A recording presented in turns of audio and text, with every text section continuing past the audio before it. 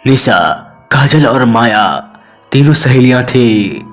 एक दिन वह तीनों एक फिल्म देख रही थी। उस फिल्म में यह दिखाया जा रहा था कि कैसे एक ओइजा बोर्ड की मदद से आत्मा से संपर्क किया जाता है और फिर आत्मा उन्हें आने वाले भविष्य की बातें बताती है। फिल्म देखते देखते उन तीनों के मन में यह ख्याल आया कि उन्होंने सोचा क्यों न वह भी एक ऐसी क्रिया करके आत्मा को बुलाए। क्या पता शायद आत्मा आ जाए। और खेल खेल में ही उन्होंने कार्डबोर्ड के पेपर में ओइजा बोर्ड बना दिया। उन्हें वैसे यकीन नहीं था कि यह काम करेगा या नहीं, लेकिन फिर भी कोशिश करने में क्या हर्ज है। यह सोचकर उन तीनों ने एक कार्डबोर्ड पर ही ओइजा बोर्ड बना डाला। फिर उन्होंने आसपास चारों दिशाओं में मोमबत्तियां लगा दी और फिर तीनों ने ही अपनी उंगलियां ओइजा बोर्ड पर रख दी और वे आत्मा को बुलाने लगी। साथ ही वो कुछ मंत्र भी पढ़ने लगी। निशा ने पहले ही किताब की मदद से सारी क्रिया और मंत्र पढ़े थे। उसी की मदद से वो एक क्रिया कर रहे थे। कुछ देर बीत जाने के बाद जब कुछ नहीं हुआ तो उन्हें ऐसा लगा कि शायद यह प्रक्रिया काम नहीं करेगी। यह सोचकर वे लोग वह प्रक्रिया छोड़ने ही वाले थे कि तभी अचानक उस कमरे में सफेद धुआं सा भर गया। तभी वहां पर एक आत्मा प्रकट हुई। यह देखकर तो पहले तीनों को विश्वास नहीं हुआ कि उन्होंने जो ओइजा बोर्ड बनाया था वो काम भी करेगा, लेकिन वह काम कर चुका था। वो पहले थोड़े डरे थे, पर वो आत्मा बिल्कुल अस्थिर खड़ी थी, जैसे उनकी आज्ञा का ही पालन करने आई हो।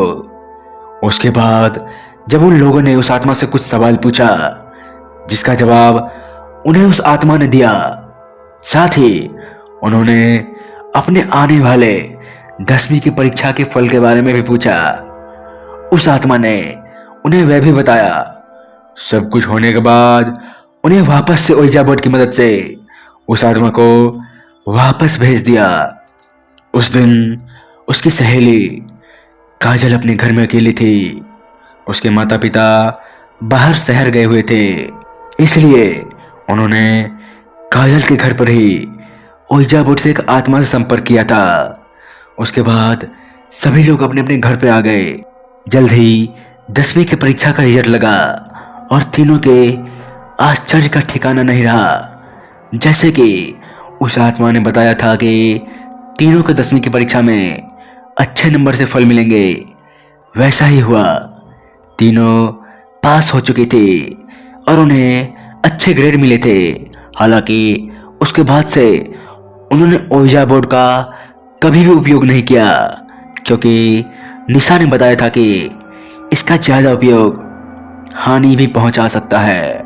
उसके बाद उन्होंने 11वीं में एडमिशन ले लिया और तीनों ही कॉलेज में आना जाना साथ में करते थे। एक दिन की बात है जब उनकी सहेली काजल पिछले 4 दिन से कॉलेज नहीं आ रही थी। यह सोचकर निशा और माया बहुत परेशान हो गए, क्योंकि काजल ने उनसे ना कोई संपर्क किया, ना ही कुछ बताया कि वह कॉलेज क्यों नहीं आ रही है। जब भी उसका फोन लगाते उसका फोन भी नहीं लगता। इसलिए उन्होंने काजल के घर ही जाने का फैसला किया। 2 दिन बाद कॉलेज में छुट्टी थी, इसलिए वह लोग उसी दिन काजल के घर गई। जैसे ही वह लोग काजल के घर गए तो उन्हें जो कुछ दिखा वह देखकर दोनों की अपनी आंखों पर विश्वास नहीं हो रहा था, क्योंकि काजल के घर में कई लोग जमा थे और किरण की माँ जोर जोर से रो रही थी। साथ ही सामने हॉल पर एक टेबल रखी हुई थी, जिस पर किरण की फोटो थी और उस पर माला टंगी हुई थी। यह देखकर निशा और माया को यकीन नहीं हुआ कि काजल की मौत हो चुकी है। वे जल्दी से काजल की माँ के पास पहुंचे और उन्होंने पूछा, आंटी ये सब क्या हुआ? अचानक से किरण को क्या हुआ? इस बात पर किरण की माँ ने रोते हुए बताया, पता नहीं पिछले 4-5 दिनों से वह कुछ अजीब सा व्यवहार करने लगी थी, लेकिन कुछ पूछो तो बताते ही नहीं थे। और कल अचानक ही उसकी मौत हो गई। वह अपने कमरे में मृत पाई गई और उसके बिस्तर के नीचे से यह मिला। कहते हुए उन्होंने कार्ड उन्हें दिखा दिया। यह देखकर निशा और माया हैरानी के साथ डर गए, क्योंकि वो वही ओइजा बोर्ड थी जो कि उन्होंने उस दिन आत्मा को बुलाने के लिए इस्तेमाल किया था। लेकिन यह ओइजा बोर्ड काजल के पास कैसे आया? क्योंकि उन्होंने उस दिन उसे खत्म करके फैसला किया था, क्योंकि उसके बाद से वह कोई रिस्क नहीं लेना चाहते थे। लेकिन शायद काजल ने चुपके से उसे अपने पास रख लिया था। निशा को समझ नहीं आ रहा था कि यह सब कैसे हुआ। तब तो वो वहां से चली गई, पर 2 दिन बाद वो फिर काजल के घर आई और काजल की माँ से मिली। तब उन्होंने काजल की माँ को बताया कि हो ना हो ये ओइजा बोर्ड का ही कोई ना कोई कारण होगा। उन्होंने काजल की माँ को बताया कि इसका इस्तेमाल आत्मा को बुलाने के लिए किया था। यह सुनकर काजल की माँ बहुत डर गई। फिर उन्होंने एक पंडित जी से सारी बातें बताई। जब पंडित जी घर पर आए तो उन्होंने ओइजा बोर्ड देखा। फिर साथ ही उन्होंने काजल के कमरे की तलाशी ली। जैसे वे कमरे में पहुंचे, उन्हें वहां बहुत ज्यादा नकारात्मक ऊर्जा महसूस हुई।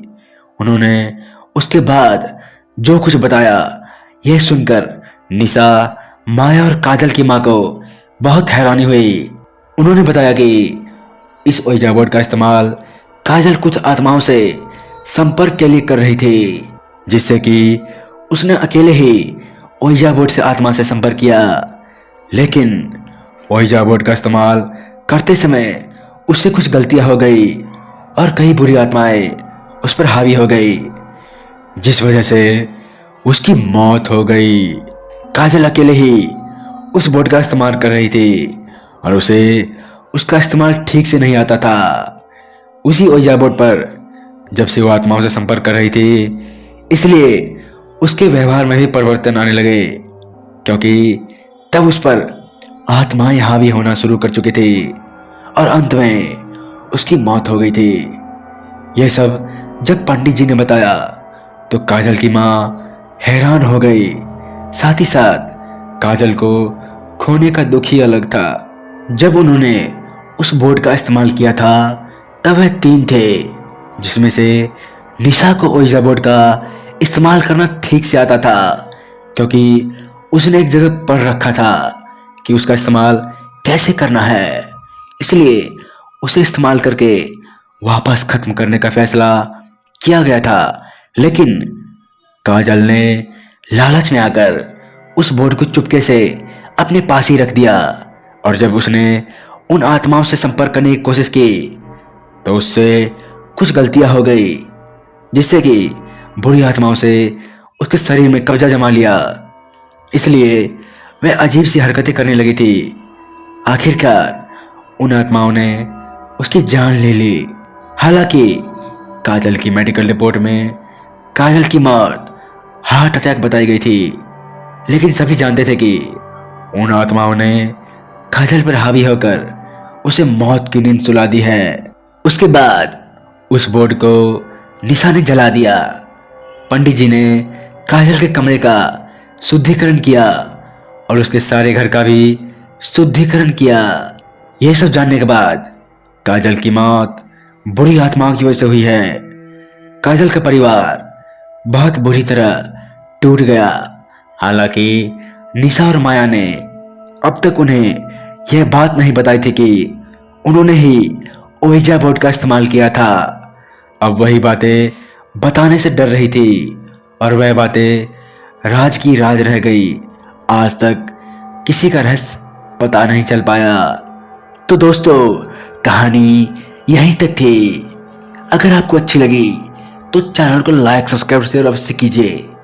मिलते हैं ऐसी ही कहानी के साथ। तब तक के लिए जय हिंद, जय भारत। प्लीज़ चैनल को सब्सक्राइब कीजिए और चैनल को सपोर्ट भी कीजिए। जय बजरंगबली।